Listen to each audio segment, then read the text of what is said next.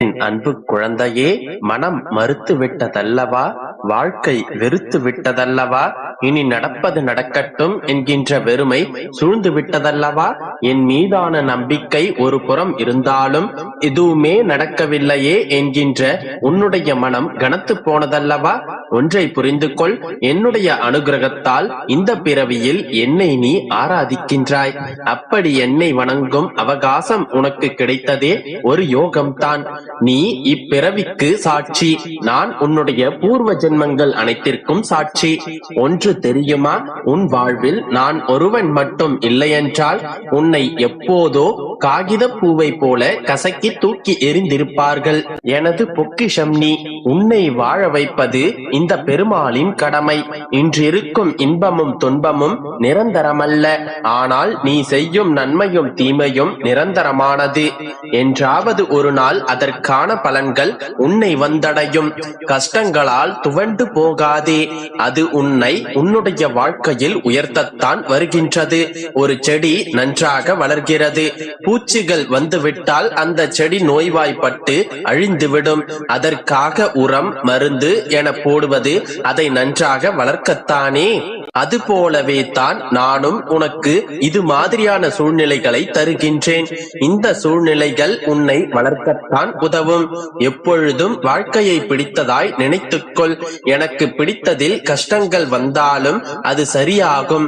எல்லாம் கடந்து என் வாழ்க்கை பாதை அன்பு நிறைந்த அழகானவையாக மாறும் என உனக்குள் நீயே சொல்லிக்கொள். நிச்சயம் உனக்குள் இந்த வார்த்தைகளை சொல்லிக் கொள்ளும் போது உனக்கும் சந்தோஷத்தை தருவேன். உன் மனதை காயப்படுத்தும் எல்லா நினைவுகளையும் அடியோடு புதைத்துவிடு. அதுதான் உன்னை கண்ணீரில் மூழ்கடிக்கின்றது. நிச்சயம் உன்னை அதிலிருந்து விரைவாக கண்டிப்பாக வெளியில் கொண்டு வருவேன். எப்படி உன்னுடைய அழுகையை பொறுத்து கொண்டு உன் அப்பா நான் இருப்பேன் தங்கமே. நீ இன்னும் கொஞ்ச காலம் அனைத்தையும் சகித்துக் கொண்டிரு என்று ஆலோசனை கூறினேன்.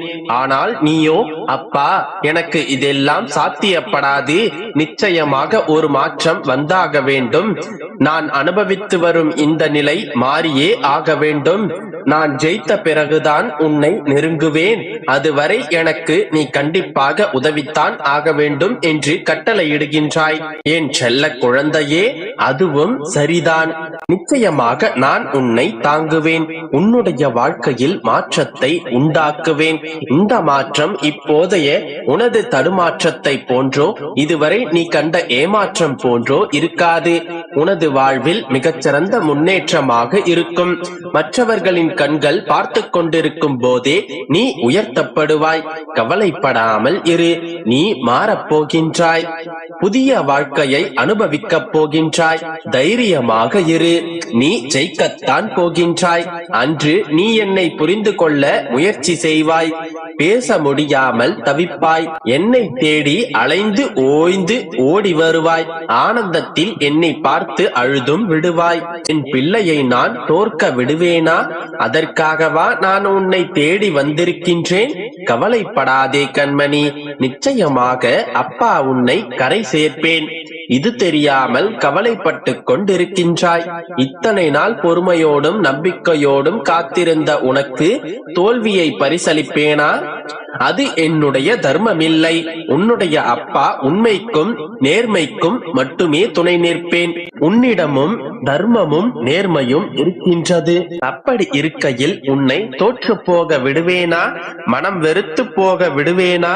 வாழ்க்கையை உதறி செல்ல விடுவேனா? நிச்சயம் நீ நிம்மதியுடனும் சந்தோஷத்துடனும் வாழ்வாய். அதற்கு நான் பொறுப்பே. உனக்கு நான் ஆசீர்வதித்தது நிச்சயமாக என் ஆசீர்வாதத்துடன் உன்னை வந்தடையும். அது உனக்கானதுதான். நிச்சயம் கிடைத்தே தீரும். மனம் தளராமல் இரு. மகிழ்ச்சியாக உன்னை வாழ வைப்பது இந்த அப்பாவின் பொறுப்பு. நம்பிக்கையோடு இரு. அனைத்தும் நல்லதாகவே நடக்கும். என் அன்பு குழந்தையே, நாள்தோறும் உன் அழுகையின் குரல் என் செவிகளுக்கு கேட்கின்றது. இன்று உன் அழுகுரலுக்கு பதில் சொல்லவும் ஒரு பேருண்மையை உனக்கு உணர்த்தவும் இன்று நான் வந்துள்ளேன். கேட்கிறாயா என் செல்லமே? தினந்தோறும் ஏதோ ஒரு கவலையில் நீ இருக்கின்றாய். எனக்கென்று யாருமே இல்லை, எனக்கென்று ஒன்றுமே இல்லை, என்னிடம் காசு பணம் கார் என்று எதுவுமே இல்லாததால் உன் உறவினர்கள் கூட என்னை மதிப்பதில்லை. இப்போது நான் தனிமரமாக நிற்கின்றேன். இந்த நிலை எப்பொழுது மாறும்?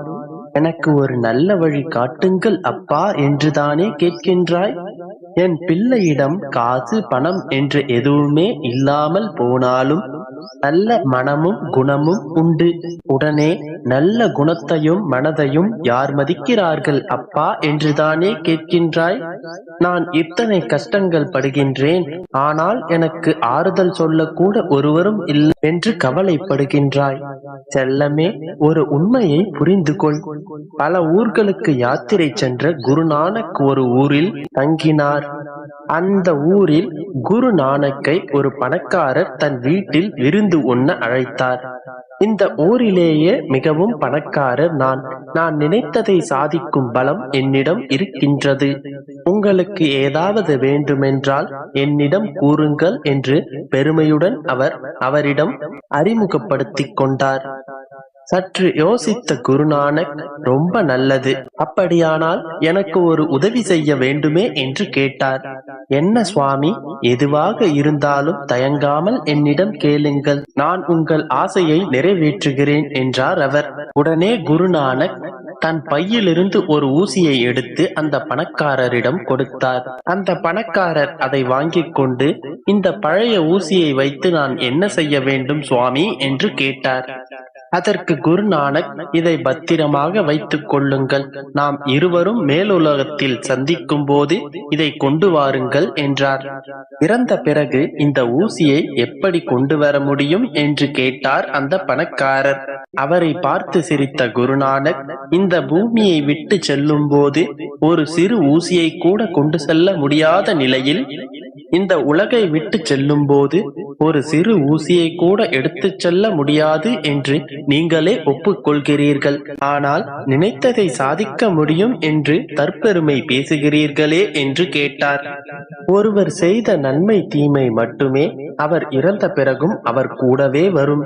செல்வத்தால் யாரும் கர்வப்பட தேவையில்லை.